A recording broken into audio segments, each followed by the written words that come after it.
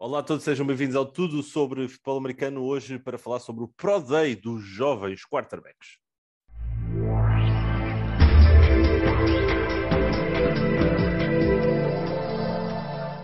Olá a todos, sejam bem-vindos a mais um episódio. Entramos aqui semana adentro com conversa sobre os meninos.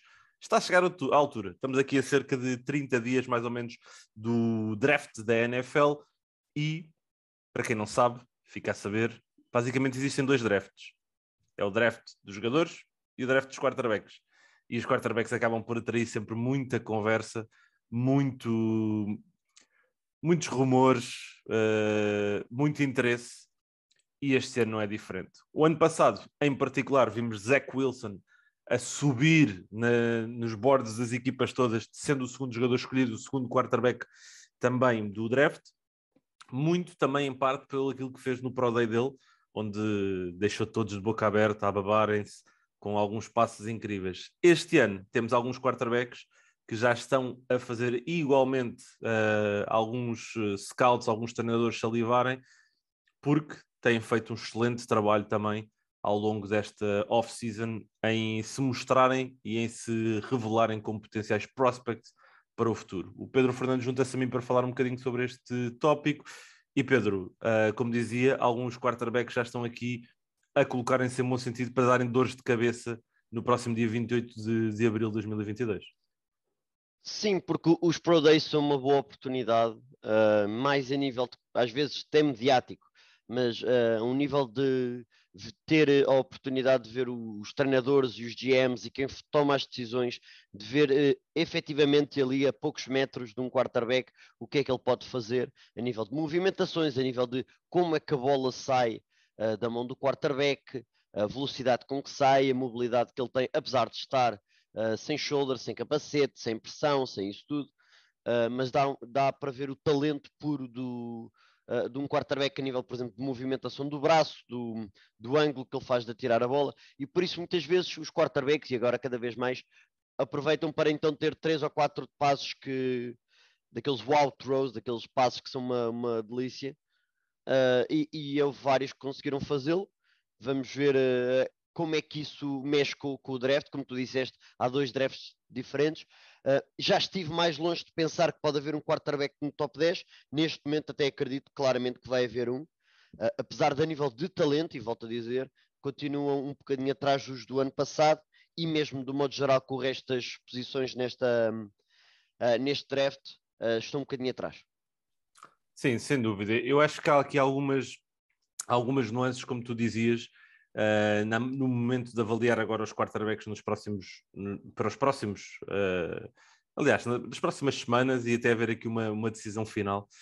Eu, em particular, daquilo que já tive a oportunidade de ver aqui no Pro Day, eu acho que é importante nós não sobrevalorizarmos demasiado um quarterback por causa daquilo que ele faz ou daquilo que deixa de fazer. Como eu disse, o exemplo que eu dei no início do episódio, Zach Wilson fez supostamente um passe extraordinário no Pro Day que levou toda a gente a ficar maluca. Este ano nós já vimos Malik Willis fazer passes fora de órbita, Desmond Ridder a fazer passes fora de órbita, e sem dúvida que isso é bom, sem dúvida que isso nos dá mais narrativas, nos dá mais histórias, nos dá aqui mais rumores, mas acho que é importante ser realista e é importante analisar os jogadores por aquilo que são. E a realidade é que, olhando para os quarterbacks que temos este ano no draft, eu não sei se vais concordar com aquilo que eu vou dizer, Pedro, mas eu diria que temos 3 que se calhar neste momento podemos dizer que irão na primeira ronda. O Malik Willis, o Matt Corral e o Kenny Pickett, sendo que estes 2 poderão cair mais para a segunda metade da primeira ronda.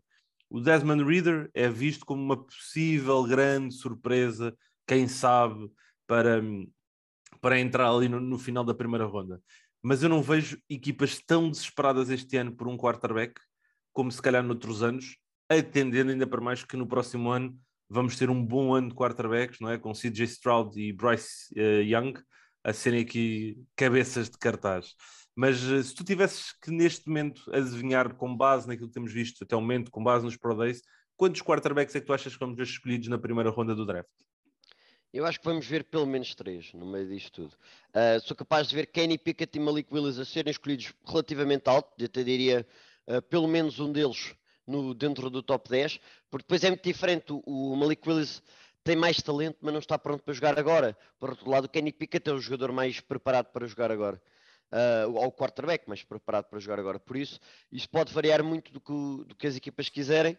Portanto, não me admirava termos os dois escolhidos no top 15, um deles no top 10, e depois um Matt Corral que teve um Pro Day muito interessante, especialmente porque deu para ver que estava saudável depois da lesão que teve no final da época passada.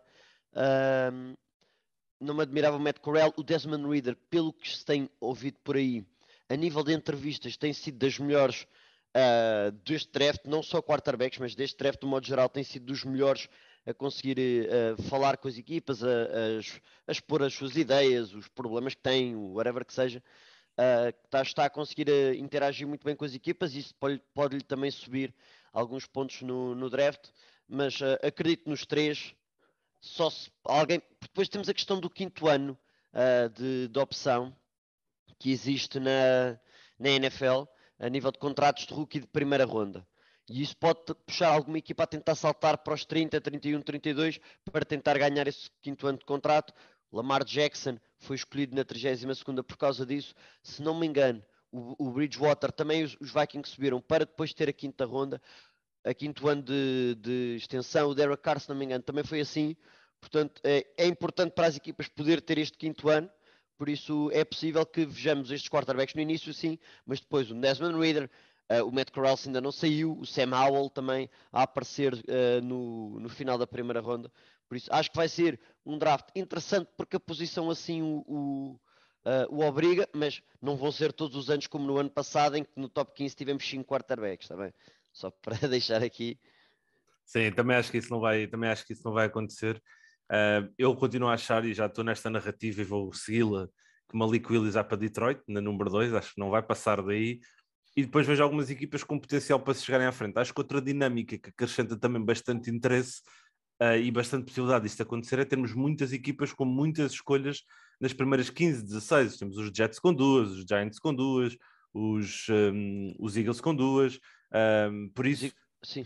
os Eagles têm, acho que é a 15ª e 16, E depois a 19ª 19, depois. depois tem a 19ª, ou Sim, sim, seja, sim. eles têm 13 escolhas ali num campo de 5, vá.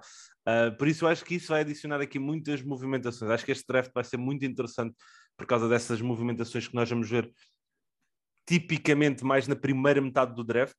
Na segunda metade costuma sempre acontecer o que tu estás a dizer, e para quem possa não saber só essa dinâmica, o que o Pedro estava a dizer é que um quarterback escolhido na primeira ronda, em virtude de ser escolhido na segunda, permite que as equipas, ao final de 4 anos de contrato, coloquem um quinto ano adicional. E isso, obviamente, é do interesse das equipas, muitas vezes por questões negociais, e que leva aqui depois a gerir toda a questão contratual e toda a questão do cap salary, que ninguém sabe como é que vai ser daqui a 5 anos, por isso é bom que exista aqui uma dinâmica também de fazer essa gestão antecipadamente. Por isso, são tudo peças aqui que entram na equação da tomada de decisão. A minha última questão para ti, Pedro, é, obviamente, temos aqui esta questão de não sabemos para onde é que eles vão parar, não sabemos quantos é que vão ser escolhidos na primeira ronda, mas se tu tivesses que dar neste momento o encaixe para Malik Willis, para Matt Corral, para Kenny Pickett, vamos falar desses 3 apenas, para onde é que tu achas que eles irão? É assim, eu acho que o Kenny Pickett está cada vez mais nos Carolina Panthers, sinceramente. E eu acho que os Carolina Panthers estão. E isso viu-se no Pro Day. Passou imenso tempo a falar com o Matt Rule e com o McAdoo e com o treinador de quarterbacks também. Chegou a certo ponto a pegar numa bola à frente deles para eles verem o tamanho da mão e tudo. Por isso eu acho que Kenny Pickett e os Panthers está cada vez mais ligados. Em relação ao Malik Willis, eu estou um bocadinho cético nessa questão dele ir logo para os Lions. Não acredito que aconteça. Eu continuo a dizer que o Malik Willis e os Steelers continuam a ser a melhor ligação, e apesar de haver aquela situação toda, e eu próprio já falei até com o nosso amigo Bernardo Felipe, que ele é dos Steelers, que seria estranho juntar um rookie a uma rotação que já tem 3 jogadores na luta Mas eu continuo a dizer que eu acho que faz sentido por causa da cultura, por causa do tempo que ele vai ter para se desenvolver, acho eu. E por outro lado, o que eu mais gosto era o Matt Corral no Seahawks. Acho que seria muito interessante. Não digo que ele conseguir logo na primeira escolha do Seahawks, mas se talvez os Seahawks subirem para a 32ª, podia ser algo muito interessante, ou a 31ª, 30ª, para ir buscar o Matt Corral, porque eu acho que só Drew Lock neste momento não interessa, ainda não foram buscar o Baker, e se não forem, eu acho que seria uma grande oportunidade para, primeiro, se o Matt Corral ainda não estiver pronto, dar então este ano ao Drew Lock e depois começar a passar as coisas para o quarterback, na altura vai ser de segundo ano, porque tem o potencial para ser titular na NFL, acredito eu, se conseguir desenvolver dentro de um sistema que já tem jogadores como Tyler Lockett, DK Metcalf e tudo, acho que pode ser interessante.